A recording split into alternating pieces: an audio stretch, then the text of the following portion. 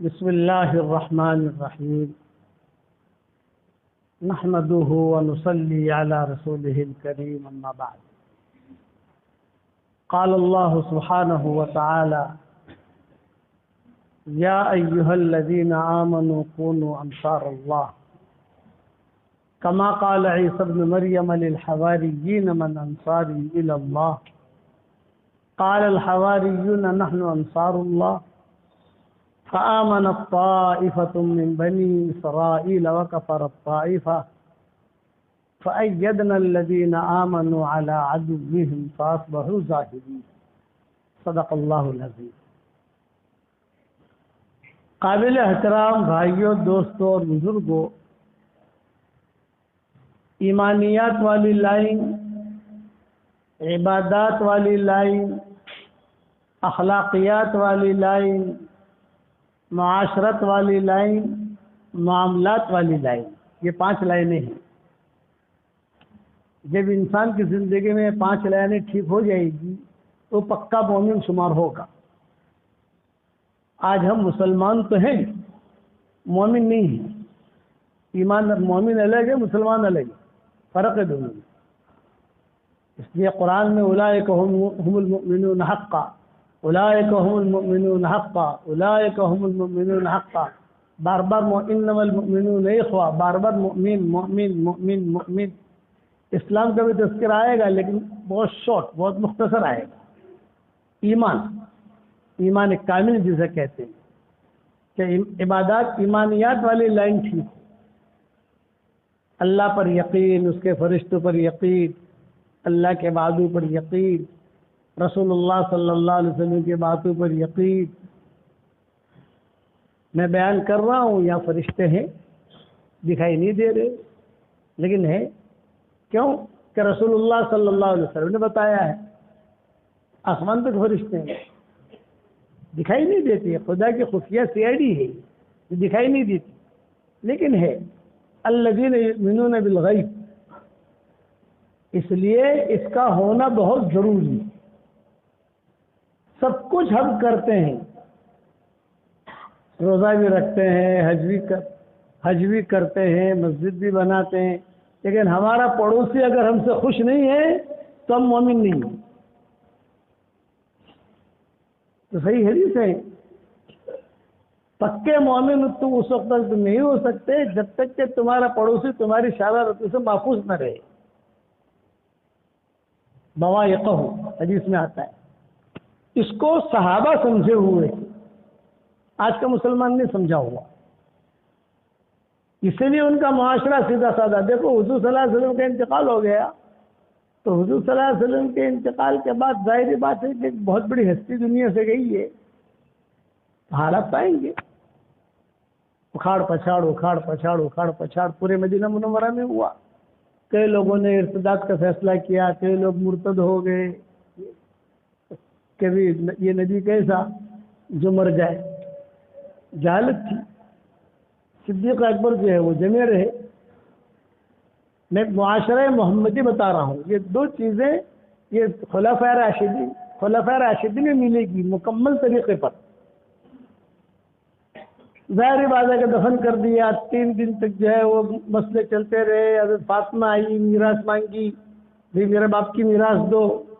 صدیق اکبر نے کہا جی تمہارے باپ کی تو میراث نہیں ہے. ان الانبیاء لم یورثوا دینارا ولا درہما. انبیاء جو ہے وہ دینار اور درہم کو وارث نہیں بناتے. یہ تو پوری امت کا حق ہے. ہاں تمہیں چاہیے، میرا باغ ہے لے لو، میری زمینیں لے لو، میرا مکان ہے لے لو. اپنا دینے کے لیے تیار ہوں، باپ کے اس میں سے نہیں ملے گا.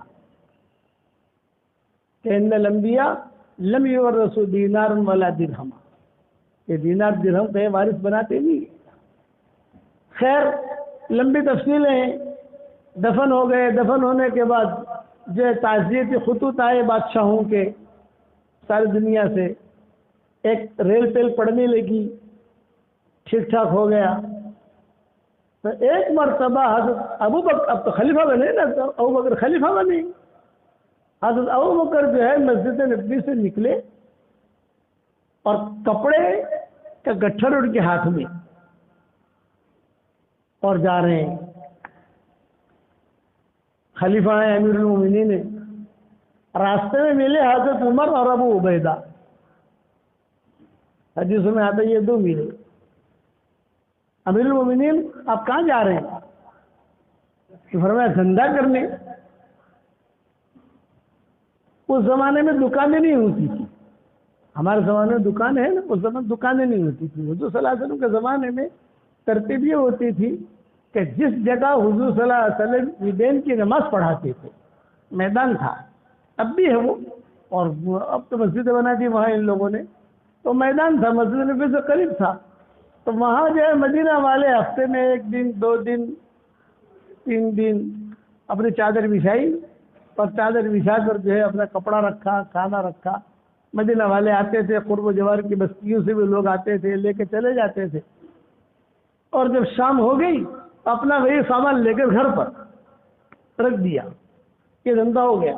हमारी तरह बाखड़े, दुकानें, शॉपिंग सेंटर ये अरबों में नहीं होता था, ये अब शुरू हुआ है। हुजूर सल्लल्लाहु अलैहि वसल्लम के ज़माने में भी नहीं था, सिद्दीक़ अकबर के ज़माने में भी नहीं था, हज़रत उमर के ज़माने में भी नहीं था। बस ऐसे ही बस जंगल के अंदर अब जो जगह करीब हो गांव के, वहाँ जाकर अपनी चादरें बिछाई, जिसने जहाँ चादर बिछाई वो उसकी दुकान, लेकिन हमेशा के लिए नहीं। आज बिछाई, आज आप कमा लो, धंधा करना हो कर लो, कल आइंदा हफ्ते भी आकर कहो मैं भी यही लगाऊंगा, नहीं जो वह है कह लो, ये तरतीब थी। तो सिद्दीक़ अकबर जा रहे थे कपड़े लेकर। कहाँ जा रहे हो? तो धंधा करने जा रहा हूँ। क्या आप अमीरुल मोमिनीन हो तो धंधा भी करोगे और ये भी करोगे तो कैसा चलेगा? तो सिद्दीक़ अकबर ने, अच्छा दोनों बड़े हैं सामने, बल्कि तीनों बड़े हैं, अबू बकर, उमर, अबू उबैदा। अबू बकर उमर को सब आदमी जानते हैं, अबू उबैदा को नहीं जानते। अबू उबैदा जो है रसूलुल्लाह सल्लल्लाहु अलैहि वसल्लम ने फरमाया हर उम्मत का एक अमीन होता है, मेरी उम्मत का अमीन अबू उबैदा है। कितना बड़ा दर्जा है, इस उम्मत का अमीन अबू उबैदा। चुनांचे रिवायत में हज़रत उमर ने हज़रत अबू उबैदा ने रोका, तो सिद्दीक़ अकबर जवाब क्या दे रहे हैं? भाई आप मुझे धंधा करने से मना कर रहे हो तो मेरे बच्चे कहाँ से खाएंगे?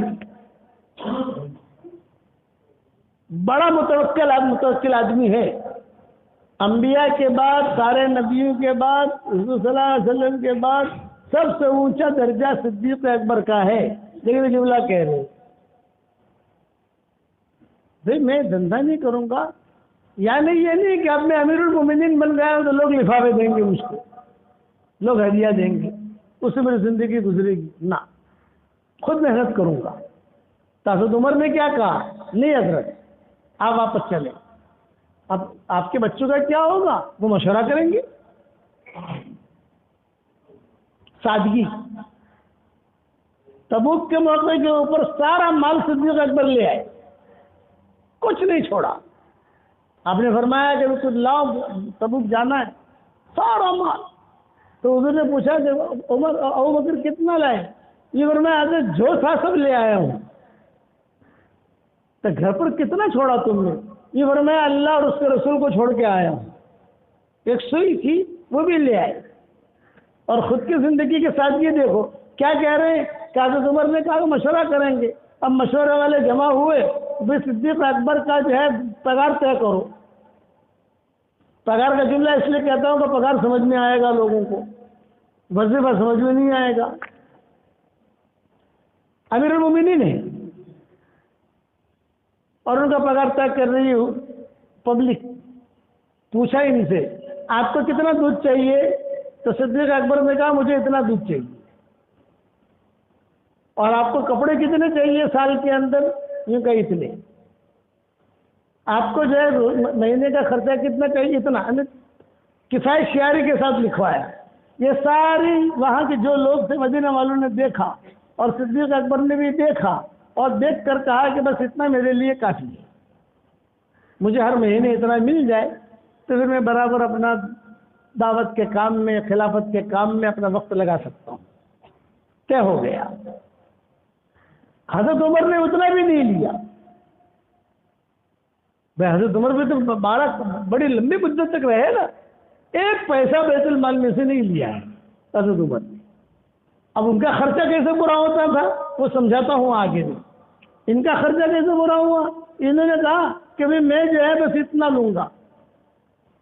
گھر خرچ شروع ہوا. ایک مرتبہ ان کی بیوی نے کہا کہ امیر المومنین بچوں نے درخواست کی ہے کئی دنوں سے کر رہے ہیں گھر میں کچھ میٹھا بناؤ. اور میٹھا بنانے کے لیے ظاہری بات ہے کہ تھوڑا خرچہ زیادہ ہوگا. تو صدیق اکبر نے امیر المومنین جواب دے رہے ہیں بھائی جو یہ پیسہ ملتا ہے یہ ہے, اسی کے اندر جو کرنا ہے کرو, میٹھا بنانے کے لیے ایکسٹرا پیسہ نہیں. حالانکہ خزانہ بھرا ہوا ہے, خزانہ بھرا ہوا ہے. تو فتوحات کا دور شروع ہو چکا تھا, زندگی سادہ رکھی انہوں نے. اچھا ایک مرتبہ ان کی بیوی جو ہے بہت سمجھدار تھی. بعض خواتین سمجھدار ہوتی ہے کہ فیض شہری سے 5 پیسہ بچا لیا, 10 پیسہ بچا لیا, کچھ پیسے بچا لیے ان کے اہلیہ نے اور اس کا میٹھا بنا دیا. بچے درخواست کر رہے تھے صدیق اکبر کے. حضرت عائشہ بھی بہت الجھتی تھی حضرت ابوبکر سے کہ ابا یہ کیا, چونکہ حضرت عائشہ بیٹی بھی ہے اور یہ حضرت عائشہ ام المومنین بھی ہے. تو ابوبکر حضرت عائشہ کے سامنے خاموش ہو جاتے تھے یہ حضرت کے ساتھ اور کہتے تھے کہ تو میری بیٹی ہے وہ اپنی جگہ, لیکن تو ام المومنین ہے اس لیے تیرا مقام ہے. حضور نے تجھ پر اعتماد کیا ہے, میں کون بولنے والا ہوں. حضرت عائشہ کہتی تھی کہ ابو تھوڑا, تب ابوبکر کہتے تھے دیکھ بیٹا اس مسئلے میں مجھے مت چھیڑ, میں تو حضور کی جو ترتیب تھی اس ترتیب سے زندگی گزاروں گا. تو ایک مرتبہ ان کی بیوی نے کچھ پیسے جمع کر کے میٹھا بنا دیا. صدیق اکبر گھر میں آئے, دسترخوان پر میٹھا.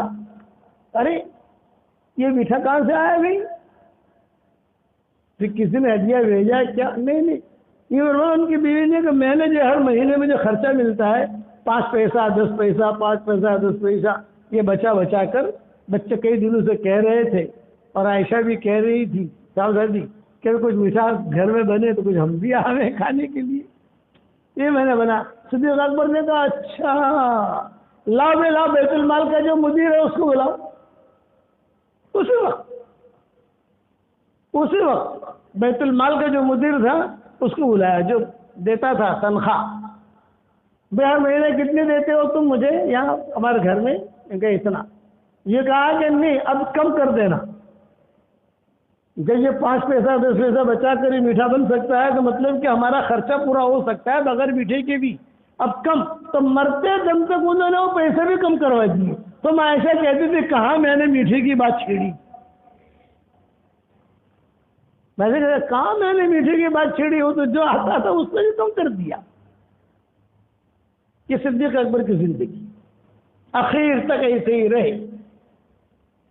اخیر تک صرف کفن, جب ان کا انتقال کا وقت قریب آیا تو کفن کا مسئلہ آیا کہ یہ کفن کیسے دیں اور دفن کہاں کریں. تو چونکہ حضرت عائشہ مکمل تحویل, ان کی تحویل میں تھا ایک کمرہ, وہی مالکن تھی حضرت عائشہ. تو حضرت عائشہ نے فوراً فیصلہ کر دیا بھائی دیکھو یہ میرے والد یہی دفن ہوں گے, میری جگہ ہے, مجھے اختیار ہے, اس میں مجھے کسی سے مشورے کی ضرورت نہیں. حضور صلی اللہ علیہ وسلم تو انہوں نے پہلے ہی فیصلہ کر دیا یہ میری جگہ ہے, حضور صلی اللہ علیہ وسلم یہاں آرام فرما رہے ہیں, میرے والد کے لیے بھی جگہ یہ. جب اعلان کر دیا تو مدینہ میں کوئی بول نہیں سکتا, اس میں کوئی مشورے کی ضرورت بھی نہیں ہے, سارے کے سارے متفق تھے یہ لوگ. انتقال سے پہلے صدیق اکبر نے کچھ وصیتیں کی. ان وصیتوں میں یہ کیا کہ دیکھ عائشہ میں دنیا سے جا رہا ہوں, تمہاری والدہ جو ہے وہ حمل سے ہے, تو میراث کے اندر اس بچے کا بھی خیال رکھنا جو تمہاری ماں کے پیٹ میں ہے. تو حضرت عائشہ نے پوچھا لڑکے کے اعتبار سے حساب کروں یا لڑکی کے اعتبار سے حساب کروں؟ تو صدیق اکبر نے کہا بھائی دیکھو تمہیں پیسوں کی ضرورت ہو تو آن اکاؤنٹ لے لینا, لیکن جب بچہ پیدا ہو جائے لڑکا تو لڑکے کے اعتبار سے, لڑکی تو لڑکی کے اعتبار سے. یہ صدیق اکبر کی آخری وصیت ہے. اور پھر میرے بعد جو خلیفہ بنے گا وہ عمر بنے گا, زیادہ مشورہ نہیں کیے. میرے بعد خلیفہ جو بنے گا وہ عمر بنے گا. تو کچھ صحابہ آئے صدیق اکبر کے پاس مرض الوفات میں, اور یہ فرمایا آپ اتنے سخت آدمی کے حوالے امت کو کر کے جا رہے ہو. مزاج میں سختی ہے ان کے, سختی سے تو امت جو ہے وہ بگڑتی ہے, بکھرتی ہے, بھٹکتی ہے. تو صدیق اکبر جو ہے وہ ایک دم سے کہا مجھے بٹھاؤ, اجلسونی, مرض الموت میں تھے, مجھے بٹھاؤ. بٹھایا اور بٹھا کر کہا بلاؤ کون اشکال کرنے والے, بلاؤ سب کو بلاؤ. جو اشکال کرنے والے تھے ان کو, مجمع تو متفق تھا حضرت عمر پر, لیکن کوئی اشکال کرنے والے بھی ہوتے ہیں نا, تو بھائی بلاؤ سب کو بلایا. اور بلا کر کہا کہو کیا کہتے ہو. پڑوس میں تو عائشہ بھی تھی, امہات المومنین بھی تھی. بھی سنو حضور کی بیوی تم بھی سنو, آپ کیا کہتے ہو کہو. یہ بتایا کہ امیر المومنین آپ دنیا سے جا رہے ہو, تو ایسے حضرت عمر بھی تھے وہیں بیٹھے ہوئے, کہ آپ دنیا سے جا رہے ہو, آپ اتنے سخت آدمی کو جو ہے امت کی ذمہ داری دے کے جا رہے ہو, ان کے مزاج میں سختی ہے, اللہ سے ڈریے. ایک نے تو کھڑے ہو کر یہ بھی کہا اللہ سے ڈریے, یہ جملہ بھی کہا. تو مائیں تو بیٹھی تھی وہاں سن رہی تھی, اور یہاں صدیق اکبر کے سامنے کہا, صدیق اکبر نے کہا مجھے بٹھایا اور بٹھا کر کہا دیکھو سنو, تم مجھے اللہ سے ڈرنے کے بارے میں کہہ رہے ہو, اللہ کو میں تم سب سے زیادہ جانتا ہوں, اور عمر کو بھی تم سب سے زیادہ جانتا ہوں.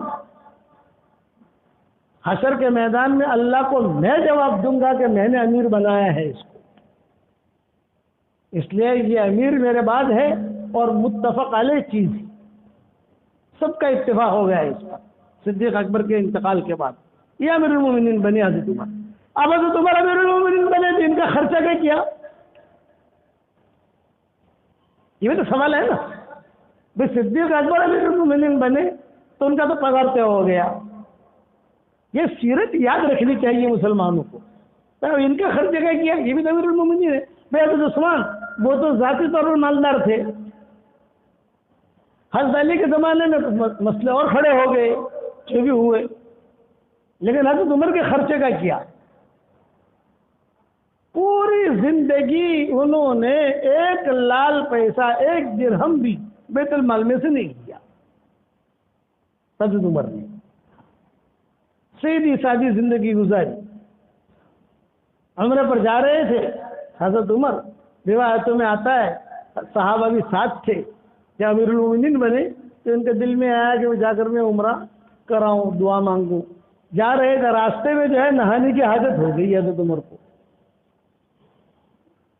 سفروں میں ہوتا ہے غسل کی حاجت ہو گئی, ٹھنڈی کا زمانہ, اور ٹھنڈی وہاں بہت ہوتی ہے وادیوں کے اندر, جنگلوں میں. حضرت عمر نے ساتھی سے کہا بھائی مجھے تو حاجت ہو گئی ہے, اس لیے میں تو غسل کروں گا.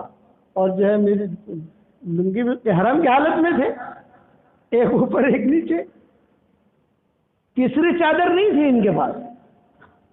تو حضرت عمر نے جو ہے غسل کیا, جو لنگی ناپاک ہوئی تھی اس کو دھویا, اور وہ دھو کر سکھانے کے لیے رکھ دی, اور جو اوپر والی چادر تھی وہ پاک تھی, اس کے جو ہے اظہار بنا, اس کو لنگی بنا دی,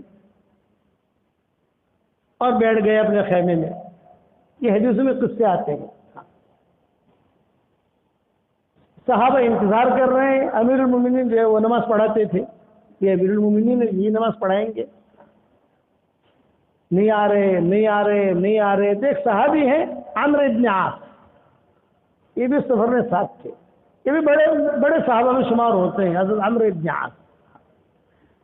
ابن عاص آئے حضرت عمر کے پاس اور کہا کہ حضرت مجمع انتظار کر رہا ہے. حضرت عمر نے کہا بھائی مجھے پتا ہے مجمع انتظار کر رہا ہے, فجر کی نماز مجھے پڑھانی ہے, لیکن یہ میری جو اوپر والی چادر ہے نا یہ ناپاک ہو گئی تھی, تو وہ تو میں نے دھو دی ہے, اب تھوڑی سردی ہے, جلدی سوکھ نہیں رہی ہے. میں کوشش کرتا ہوں تھوڑی سی ہلکی پڑے, تھوڑا سا یعنی ٹپکنا بند ہو جائے, تھوڑا سا پھر میں اوڑھ کر نماز پڑھاؤں.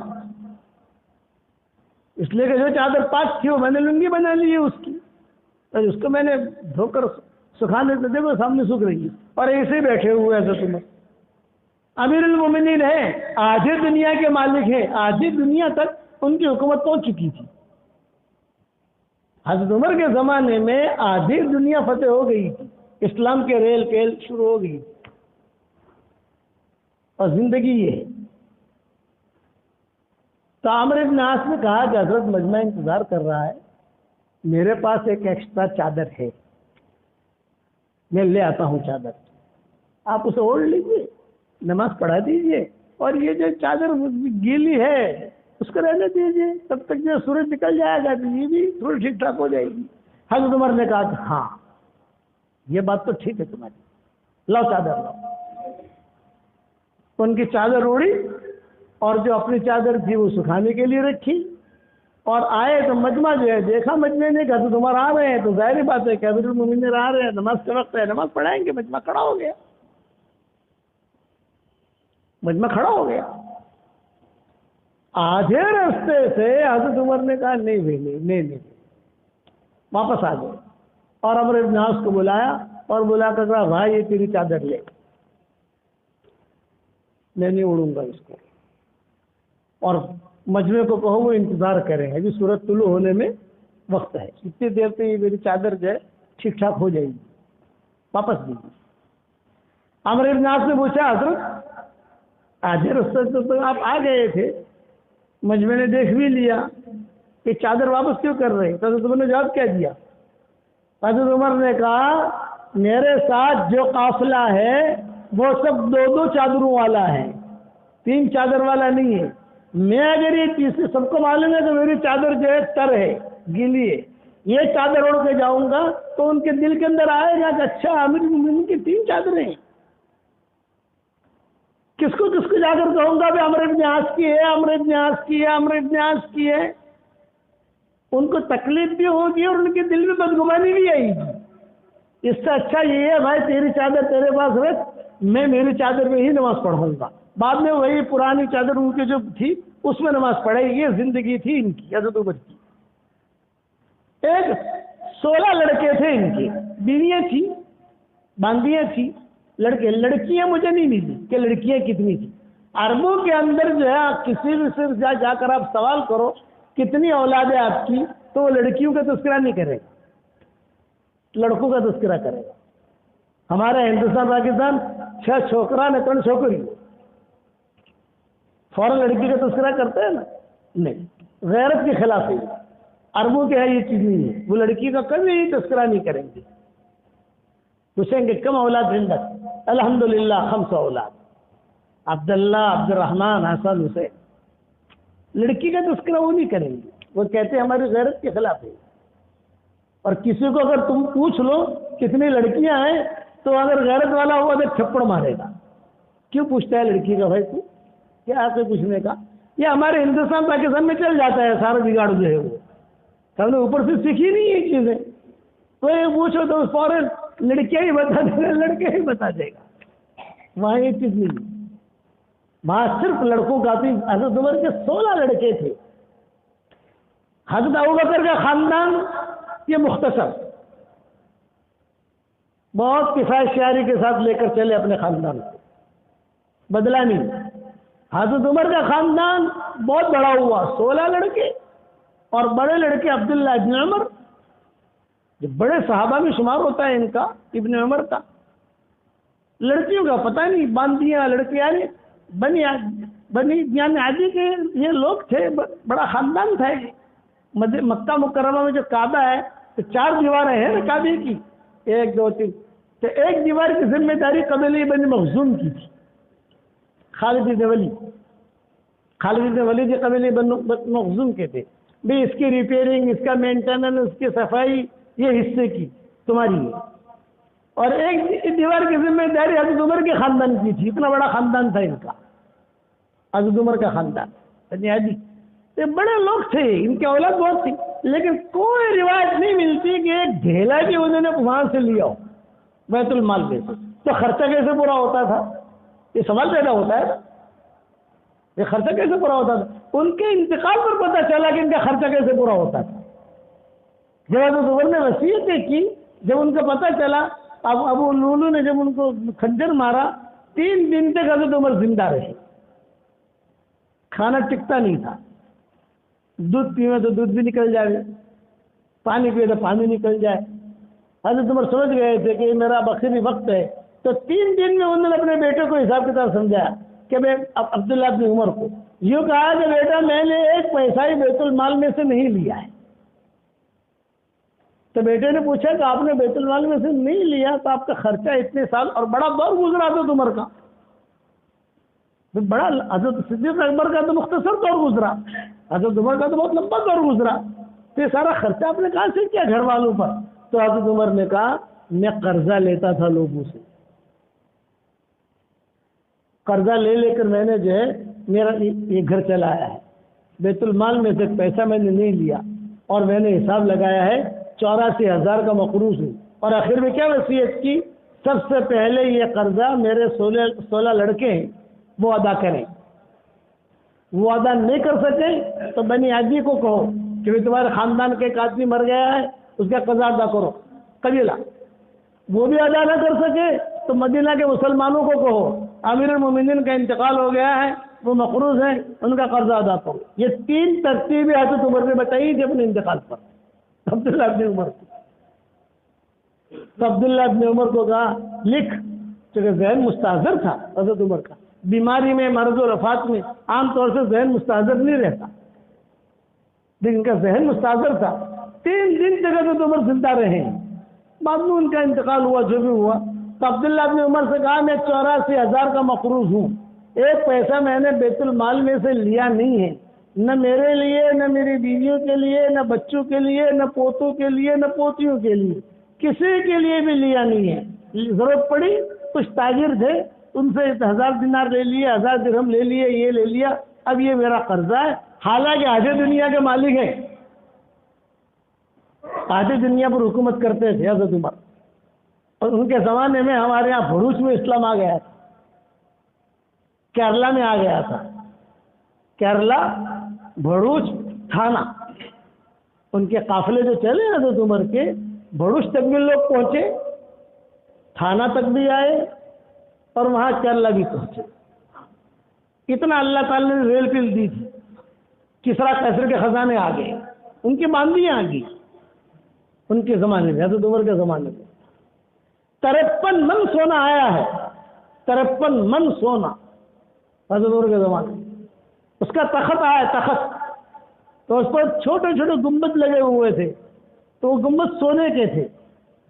तो तोला गया तो 53 मन सोना था।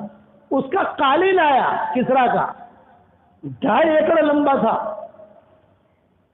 2.5 एकड़ आया, जबरदस्त मस्जिद नबी के बाहर बिछा दिया उसको, दूर दूर तक कालीन ही कालीन। ईरान के कालीन बहुत अच्छे होते हैं, दूर दूर तक। हज़रत उमर बैठे नहीं उस पर, सब शुरा वालों को बुलाया, बुलाकर कहा बताओ इसका क्या करना है।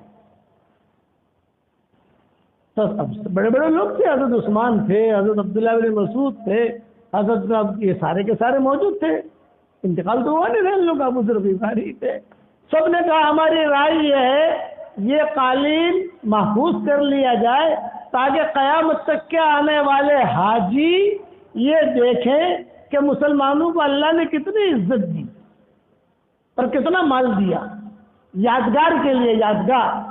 हज़रत उमर ने खड़े खड़े कहा ये गुनाह की यादगार है, इस कालीन पर ज़िनाकारियाँ हुई हैं, इस कालीन पर शराबें पी गई हैं, इस कालीन पर मुसलमान और इस्लाम के खिलाफ प्रोग्राम तैयार हुए हैं, ये गुनाह की यादगार है और अमर गुनाह की यादगार को रख नहीं सकता। टुकड़े करो और टुकड़े कर सबने तकसीम करो। इतना माला और खुद की जिंदगी ये 53 मन सोना आया, उसका ताज आया किसरा का, वो ताज भी सोने का था। तो एक देहाती साहबी थे, उन्होंने कहा अरे ये इसकी वजह से ये गुरूर कर रहा था, ये कहकर फुटबॉल की तरह एक लात मारी, फुटबॉल की तरह मारता है, एक लात मारी सबके सामने। तो किसी दूसरे ने कहा अरे किसरा का ताज है, तो फरमाया हाँ मैं जानता हूँ किसरा का ताज है, इसी ने तो धोखे में रखा था, ये कहकर दूसरी लात मारी। खुद की जिंदगी सीधी सादा रखी سارا قرضہ جو ہے پھر سارے مسلمانوں نے مل کر معاف کر دیا. یہ مختصر میں نے تاریخ بتائی ہے حضرت عمر کی صدیق اکبر کی. زندہ رہا اور آئندہ جمعہ یہاں رہا تو انشاءاللہ تھوڑا سا اور سمجھاؤں گا کہ کیسی ترتیب تم کی زندگی گزارنی.